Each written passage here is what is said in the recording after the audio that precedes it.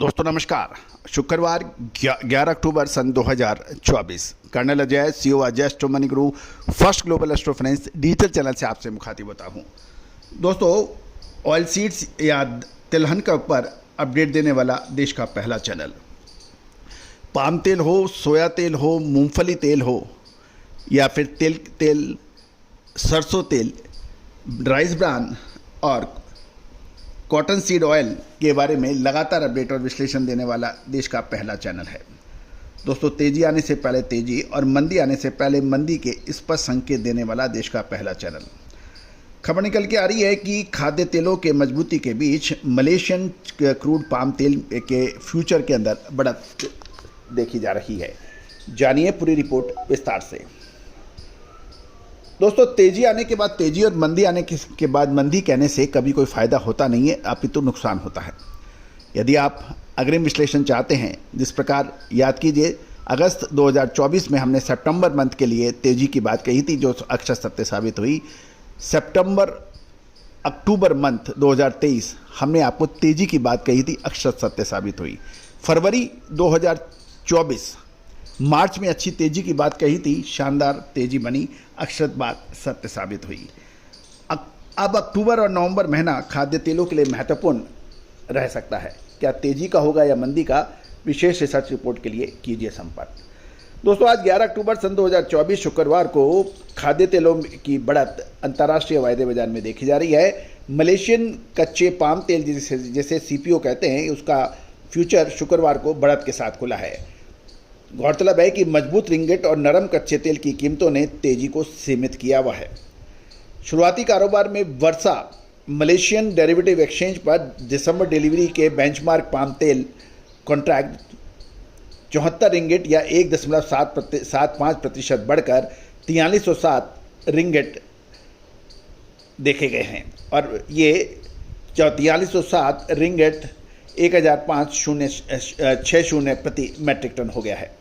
सप्ताह के लिए देखें वीकली तो ये अनुबंध 0.07% ऊपर है।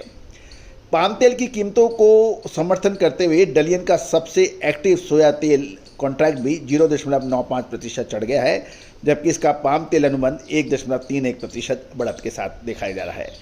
सीबॉट यानी शिकागो बोर्ड ऑफ ट्रेड पर सोया तेल की कीमतें 0.32% बढ़ने के समाचार हैं।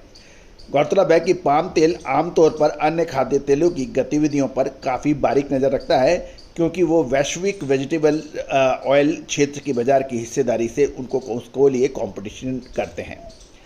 गौरतलब है इसकी बढ़त के बावजूद अमेरिकन डॉलर के मुकाबले रिंगिट में 0.14% की वृद्धि ने पाम तेल की बढ़त को सीमित किया हुआ है, क्योंकि यदि रिंगिट महंगा मजबूत होता है तो उसके दाम बढ़त सीमित हो जाती है, जिससे ये विदेशी खरीदारों के लिए और अधिक महंगा हो जाता है। इसके अतिरिक्त हाल में तेजी के बाद कच्चे तेल की कमजोरी कीमतों ने बायोडीजल फीड स्टॉक के रूप में पाम तेल की अपील को और भी सीमित कर दिया है। दूसरी ओर ये भी जियोपॉलिटिकल टेंशन बढ़ने से ईरानी तेल साइटों पर इजरायली हमले के संभावित प्रभाव और चिंताओं के बीच कच्चे तेल में लगातार दूसरे साप्ताहिक मजबूती बंद से होने की संभावना है।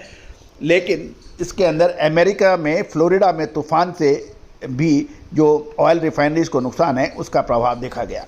दोस्तों आपको याद होगा लगभग 10 दिन पहले हमने सबसे पहले आपको कच्चे तेल में तेजी का अग्रिम अनुमान दिया था, जो कि अक्षर सत्य साबित हुआ है।